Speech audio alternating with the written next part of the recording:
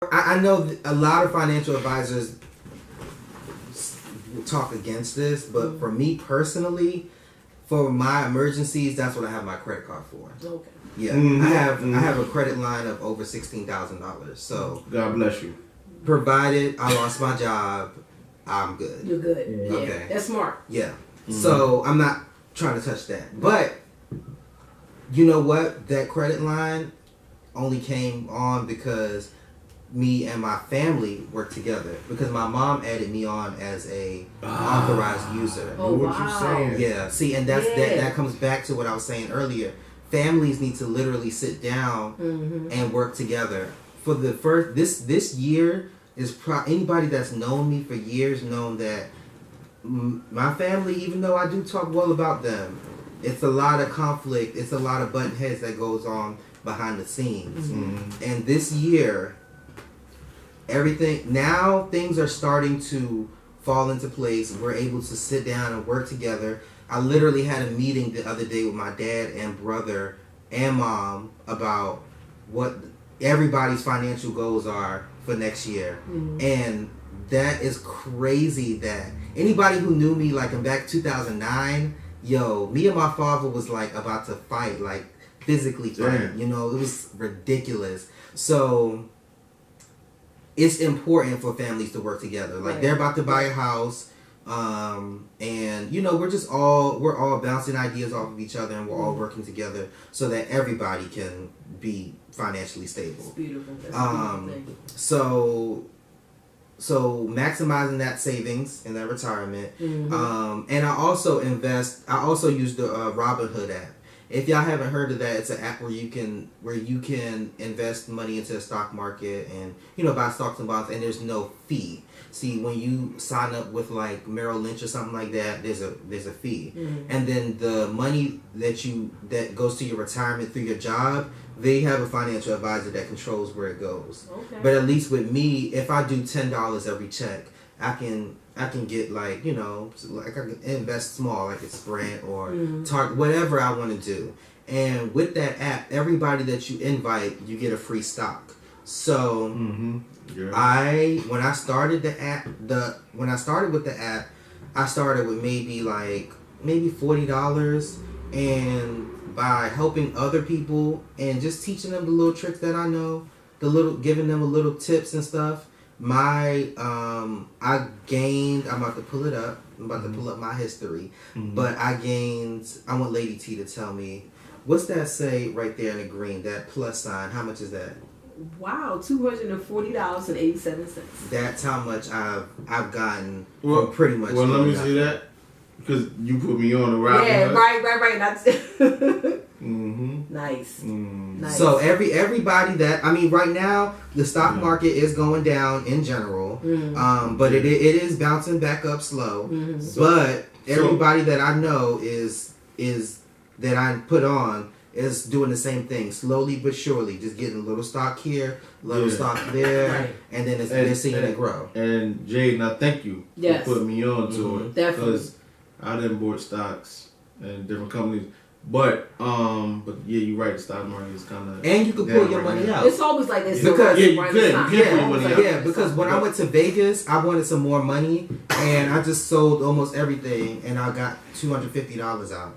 And then when I came back and I got paid, I put some more money back in there. But what I want to ask you about is the Bitcoin, the cryptocurrency. Oh, cryptocurrency is a whole nother ball game. Yeah, because I got a friend. I can't just talk on that. I don't know about that. All right. Well, I'm not gonna say nothing. Okay. Because I'm not educated on that. Because another friend of mine just recently he did what you did.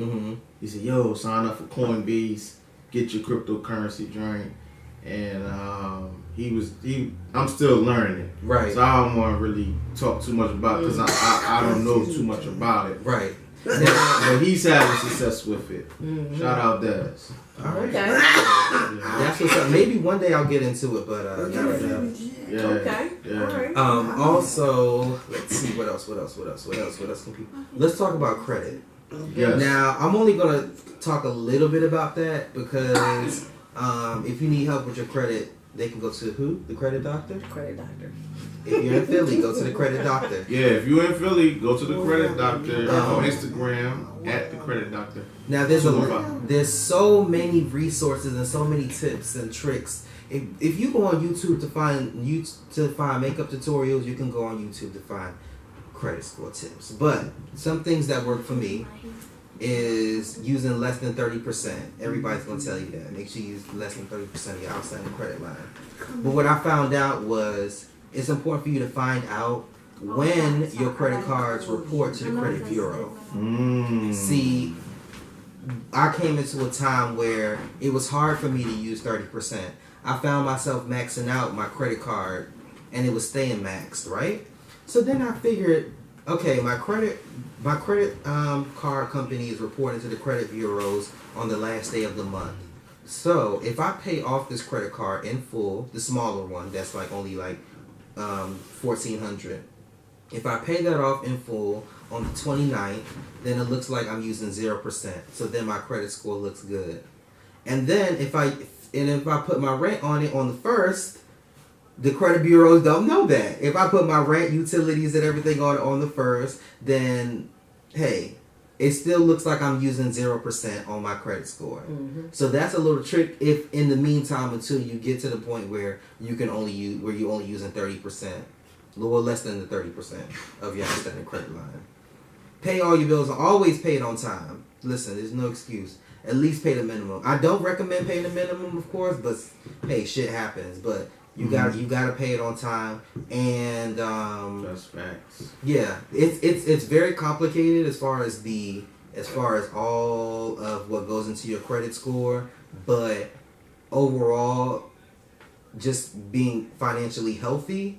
Well, if you live a financially healthy life, then overall your credit scores, you're gonna see increases. Mm-hmm. I seen that. I mean, I'm gonna tell you, I only have 2 credit cards, and they come to about like just $1,500 together, and I have recently just started doing the not paying the minimum. You know, I might pay $50 or $80. You know what I'm saying? And my credit creep was going up 25 points. Just the fact that, because that balance is coming down. Right. You know, because I maxed them out pretty much. You know what I'm saying? But it's coming back up. And I know for a fact that once I have them at least 80%, my credit is going to be lovely. You know what I mean? And for 2019, one of my goals is to purchase, what is that? Oh, I got to relax. Yeah. My bad. But for 2019, I'm going to purchase my first duplex, and I'm thinking about, you know, the 2 units. Do you own a home right now? No, I don't. You're renting? You know what I'm saying? Renting. Okay. So my whole thing is, that's my goal. To own. To own. Okay. But to own and to make money. Right, you know right. To eventually, it's important that you sell. An investment. Yeah. You know, it's going to be an investment property. You know what I'm saying? So, and that's just going to be the first one. And you know, I'm already speaking all my goals into existence in 2018. That's going to happen by the end of 2019, maybe before. You know what I mean? So, and I already see it because I have friends that's in the real estate, right? And they just waiting on me. So they already providing me game and the instructions and everything. It's a lot of people that want to buy a house for just because they're brainwashed to think that, ownership is where it's at. You should own a home. You should own a home.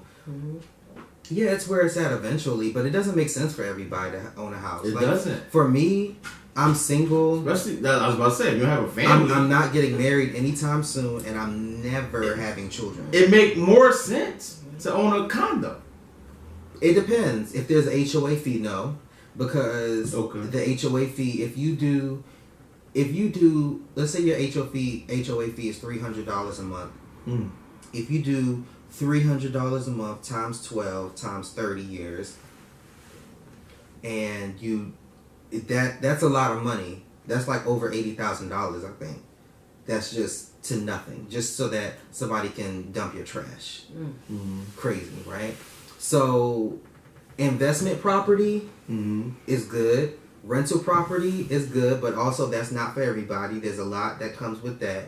But if you come into some money, there's something called seller finance. I have a client who owns over 15 properties, and what he does is he will sell it to somebody who will not get approved for a traditional mortgage, and he will sell the home to them at a high interest rate. So he will sell the house. So the mortgage that he has on the house might be 4%, but then he sells the house to you at a mortgage rate for 15%. Okay. Right?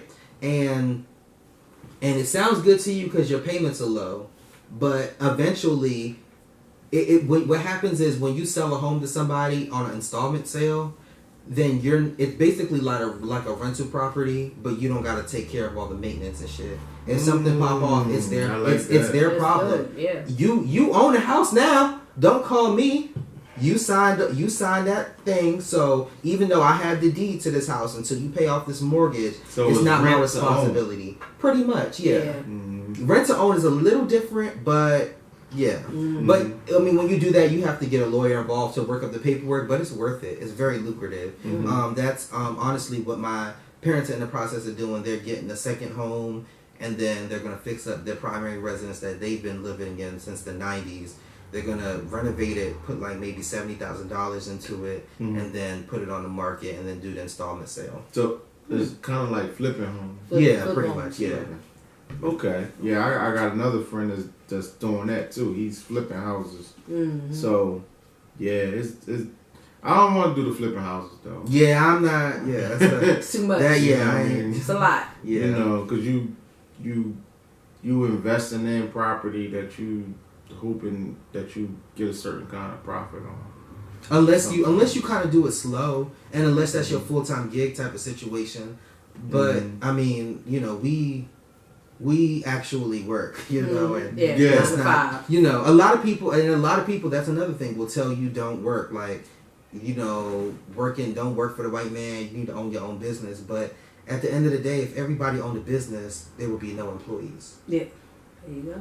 And everybody not meant to be a boss. Everybody not meant to be a boss. Not everybody is meant to. Not everybody has what it takes to own a business. Yeah. Just because you can cook, don't mean you should own a restaurant. There you go. Because you might not know how to have good customer service. You might not know how to be a good manager, and you know, be a leader. It's one thing to be a boss, but to be a leader is a whole nother ballgame. Definitely. So. I feel like some people should find a career that works for them. There's nothing wrong with getting a traditional job. Yeah, I totally agree. It's nothing wrong. Now, if you want to go own your own business, that's great. But I always recommend people to get a job in the field of the business that they want to do. Let's say you want to own a restaurant, work in the food industry, become a manager. Learn everything. Learn the ins and outs. So when you go start your own restaurant, first of all, everybody knows you from being a manager at P.F. Chang's. Now they're going to come to your restaurant, and you already know how to do everything, versus making a ton of mistakes that could have been avoided. I agree. What else? What other plans you got? Couldn't have said it better. Oh, what about you, Lady T? Listen, I'm just excited to talk about grown people shit. Because that should be a conversation when you sitting across from somebody on the first date. What's your credit score? What you think about credit? You think money is worth more than credit? That is definitely some take your panties off like boomerang and throw them on the table. Damn. Yeah. Seriously. Because there's a lot of people out here they don't understand that concept. Yeah, that's going to be lost. That you're going to have chains and gates up at your door, because they're going to be lost out here as soon as that kicks in. You know what's crazy? You can't buy nothing with money. You have to have credit. It's crazy that people will literally get married to somebody and not know their credit score, and not. I've known people. Okay, so let me tell you this. You know how if you stop paying your student loans, First of all, student loans, make sure you pay it. If you can't pay it, call the people, work out. Something. They will work with you. Yeah, they will. Okay? They will. I know firsthand. So don't try to avoid it. It will catch up to you. Don't try to avoid it. But if you don't pay your student loans, after a while when you're in default, and if you're supposed to get a tax refund, they'll snatch that refund. Absolutely. Even if we get married and we never talked about credit or anything like that, and I never told you that I haven't paid my student loans for 5 years, that $5,000 that you're supposed to get will get snatched from my student loan. Right. And it's very important that people do talk about that. And people don't understand that. That's what causes separation. That's why a lot of people get divorces. It's money. Because that's a toll. That's stress. Right. You know, you land on your back, you got good games, you got good D, but hold up. Or whatever, vice versa. But wait a minute, at the end of the day, bills gotta be paid. Right. And if shit is getting stressful, I don't give a fuck what kind of head you give.